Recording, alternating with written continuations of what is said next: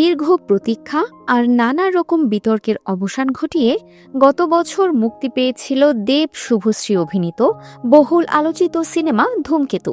তুমি কি আমার সাথে নাচবে? সিনেমাটি মুক্তির পর থেকেই দর্শক মহলে জোর আলোচনা শুরু হয়েছিল যে এটাই কি তবে এই জুটির শেষ কাজ। ভক্তদের সেই বহু প্রতীক্ষিত প্রশ্নের উত্তরের ইঙ্গিত অবশেষে মিলল। ভারতীয় গণমাধ্যমের সূত্র অনুযায়ী জানা গেছে 2026 সালে ফের একসঙ্গে বড় পর্দায় ফিরছেন দেব এবং শুভশ্রী।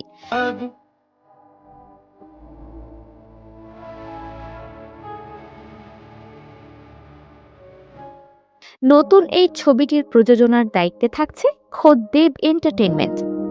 শুধু তাই নয়, সবকিছু ঠিকঠাক থাকলে এবছরের দুর্গাপূজাতেই প্রেক্ষাগৃহে মুক্তি পেতে পারে তাদের এই নতুন ধামাকা।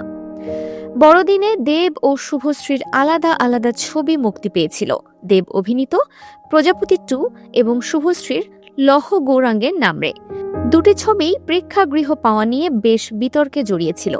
তবে সেই বিতর্কের রেশ কাটিয়ে ফের একসঙ্গে কাজ করার সিদ্ধান্ত নিয়েছেন এই দুই মহাতারকা। এর আগে ধূমকেতুর প্রচার পর্বে দেব শুভশ্রীকে ঘিরে দর্শকদের মধ্যে ব্যাপক উন্মাদনা দেখা গিয়েছিল।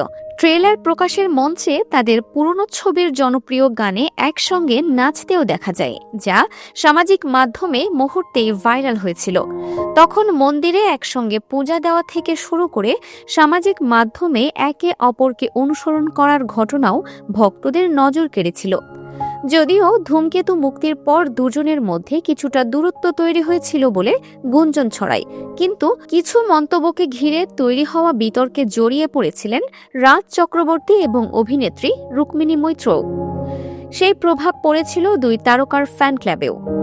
কিন্তু শেষ পর্যন্ত সমস্ত মান অভিমান আর বিতর্ককে পেছনে ফেলে ফের পর্দায় জুটি বাঁধতে চলেছেন তারা। নতুন বছরের শুরুতেই এই সুখবরের ইঙ্গিত পাওয়া গেছে যে একটি নিটল প্রেমের গল্পেই ফের দেখা যাবে তাদের।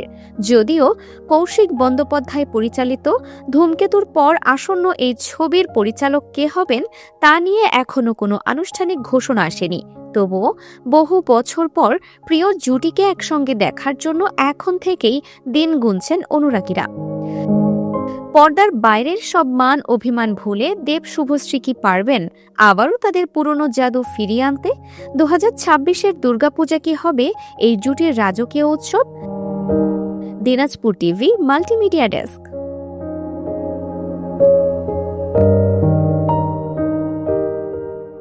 দিনাজপুর টিভি মানুষের জীবনের কথা বলে।